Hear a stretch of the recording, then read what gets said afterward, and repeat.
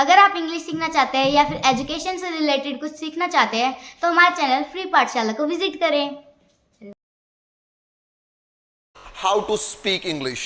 देखो, ये हर इंसान चाहता है कि मैं अंग्रेजी में बातें करूं, लेकिन उसको करना नहीं आता। उसका रीजन क्या है दोस्तों? आस पास का माहौल। लेकिन ये एक बहाना बना हुआ है कि मेरे साथ कोई अंग्रेजी में बातें करने वाला नहीं है, इसीलिए I can not speak English, मैं अंग्रेजी नहीं बोल सकता।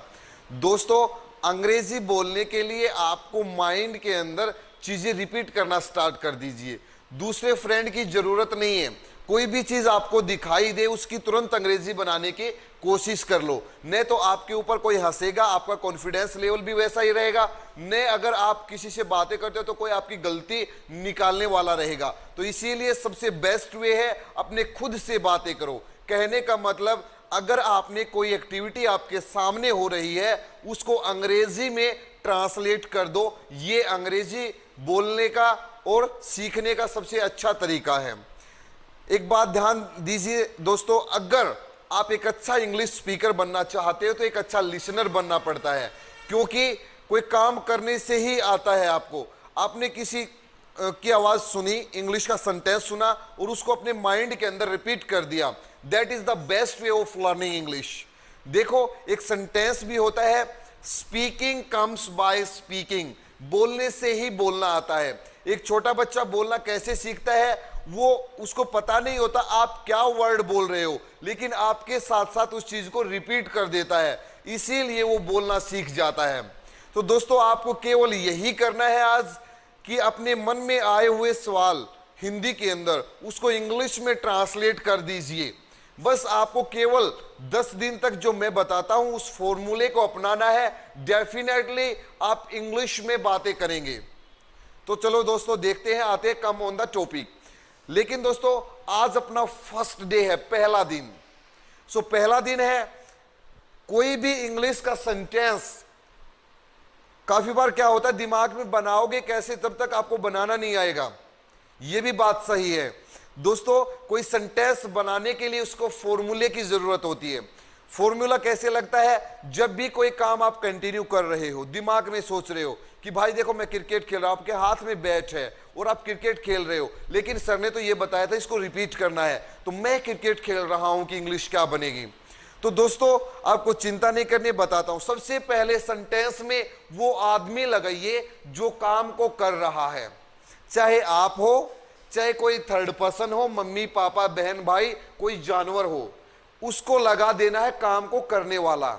उसके बाद आपको लगानी है हेल्पिंग वर्ब। अब हेल्पिंग वर्ब क्या होती है? जो हमें ये शो करती है कि हम प्रेजेंट में काम कर रहे हैं, पास्ट में कर रहे हैं या फ्यूचर में कर रहे हैं। फिर आपको हेल्पिंग वर्ब लगानी है। उसके बाद आपको यूज करना है मेन वर्ब। वर्ब होता है कार्य, जो भी कार्य है, जैसे क्रिकेट खेलना, तो खेलना एक कार्य है, तो उसको लगाइए।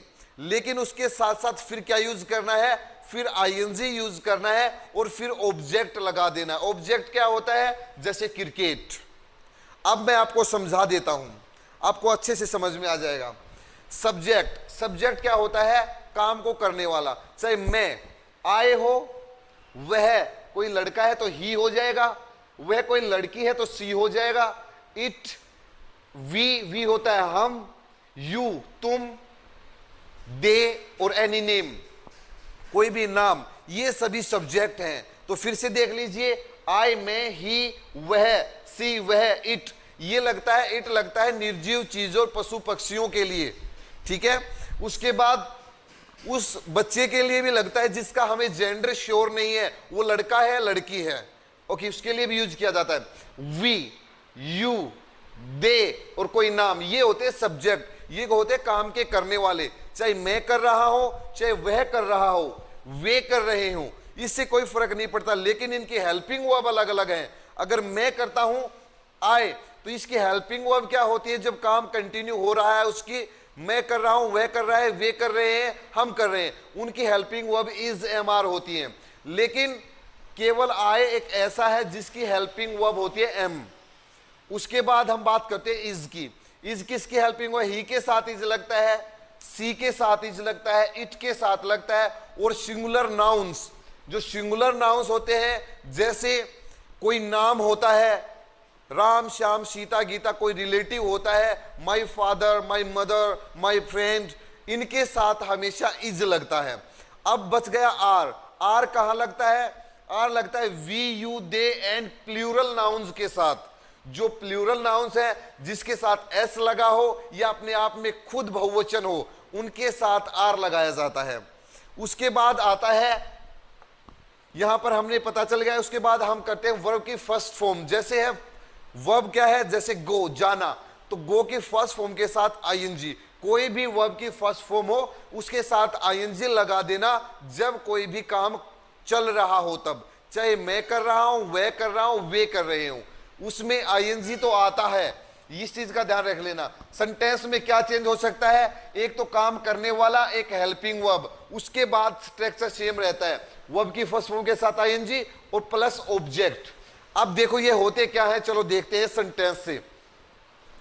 अब आपको ये सब पता चल गया होगा। वर्ब की फर्स्ट फॉर्म वर्ब कोई भी हो सकती है, जैसे go, come, play, write, EDC.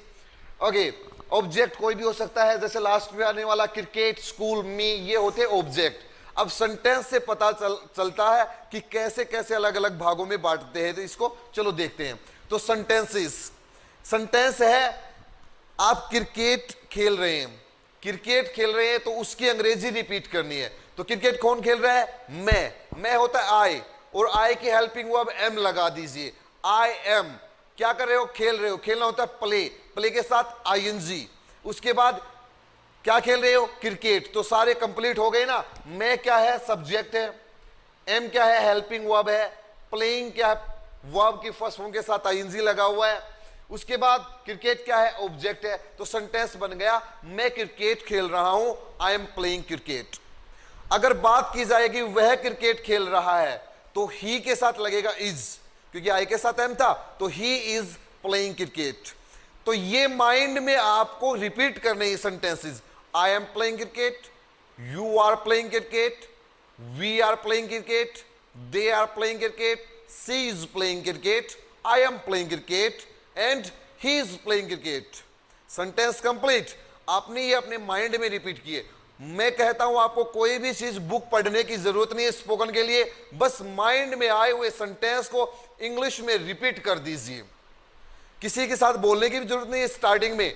मैं क्रिकेट खेल रहा हूं, अब इन काम वो क्रिकेट खेलना वो सभी से करवा लीजिए, मम्मी पापा बहन भाई सभी से करवा लीजिए। I am playing cricket, he is playing cricket, you are playing cricket, they are playing cricket. Sentence बन गया। चलो आगे चलते हैं, एक सेंटेंस और देखते हैं। ही इज गोइंग, वह जा रहा है। दोस्तों कुछ ऐसे सेंटेंस हैं जिनके अंदर ऑब्जेक्ट नहीं आता। ऑब्जेक्ट नहीं आता तो आपको पजल नहीं होना है। यहां पर क्या है? सब्जेक्ट आया ही, और ही की हेल्पिंग वर्ब इज लगी, वह जा रहा है। जैसे आपने किसी आदमी को जाते हुए देख लिया, तो आपने सोचा कि इसकी इंग्लिश कैसे बनाऊं। वह होता है ही इज गोइंग, लेकिन यार ऑब्जेक्ट तो नहीं है, तो नहीं है तो कोई बात नहीं, उसको छोड़ दीजिए। लेकिन अगर आपको स्थान का पता है कि वह स्कूल जा रहा है, तो फिर आप कंप्लीट सेंटेंस बता दीजिए। He is going to school, तो स्कूल ऑब्जेक्ट हो जाएगा। He is going to school, he is going to temple, he is going to Mumbai, I am going to Mumbai, they are going to Mumbai. So simple है, आसान है बिल्कुल। Next, she is writing a letter, वह पत्र लिख रही है।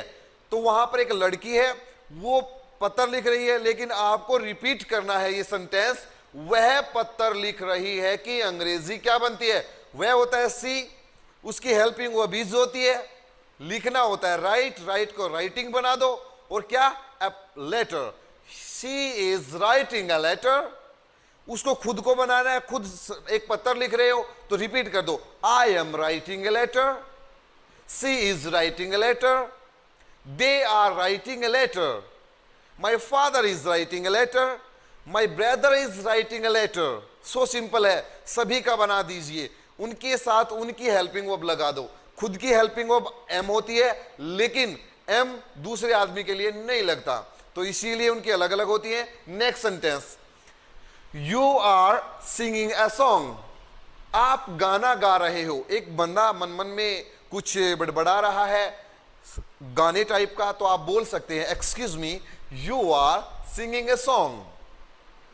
अगर खुद गा रहे हो तो उसकी अंग्रेजी बना लो दिमाग में। आप जो भी काम कर रहे हो उसका आज के बाद क्या करना है, माइंड में बस यही सोचना है कि यार इसको अंग्रेजी में कैसे बोलेंगे, क्योंकि आज तक आपने नहीं सोचा कोई भी वर्ड है उसकी इंग्लिश बनाने का, इसीलिए आपको अंग्रेजी नहीं आई। अंग्रेजी आएगी आपको, लेकिन किसी के साथ बोलने की जरूरत नहीं, मन मन में आप उसको रिपीट कर लीजिए। I am speaking English, I am thinking, I am watching TV, I am playing cricket, I am reading book, I am talking with you, मैं आपसे बातें कर रहा हूं, I am talking with you, I am operating mobile, I am chatting on my mobile. तो सो simple है, कोई भी है उसमें आईएनजी लगाकर और बोलते रहिए आप उसको। लेकिन वह कर रहा है थर्ड पर्सन के बारे में बनाना, तो उसके बारे में बना दीजिए। He is going to school, he is coming, he is playing cricket, he is dancing, वह नाच रहा है। बस काम का आपको पता होना चाहिए कि इसकी अंग्रेजी क्या होती है। चलो आगे देखते हैं। आगे दोस्तों मैंने कुछ वर्ब्स दे रखी हैं जिनका आपको क्या करना है, रिपीट करना है। अगर आप रिपीट नहीं करेंगे तो मैंने एक सेंटेंस लिख रखा है, उसका यूज कैसे करेंगे, बोलने से ही बोलना आता है। तो क्या बोलते हैं, स्पीकिंग कम्स बाय स्पीकिंग। क्या बोलेंगे, स्पीकिंग कम्स बाय स्पीकिंग। इसी तरह से बोलते हैं, हमारे टीचर अक्सर कहते थे कि लिखने से लिखना आता है, राइटिंग कम्स बाय राइटिंग। और ये फैक्ट है दोस्तों, अगर आप किसी चीज के ऊपर प्रैक्टिस करते हैं, लिखने की प्रैक्टिस करते हैं, तो आपकी राइटिंग बहुत अच्छी हो जाती है। इसी तरह से अगर आप इंग्लिश में बातें करने के ऊपर थोड़ी सी प्रैक्टिस कर लेते हो अपने मन में, तो ये समझ लीजिए आप विद इन 10 डेज इंग्लिश बोलने लग जाएंगे।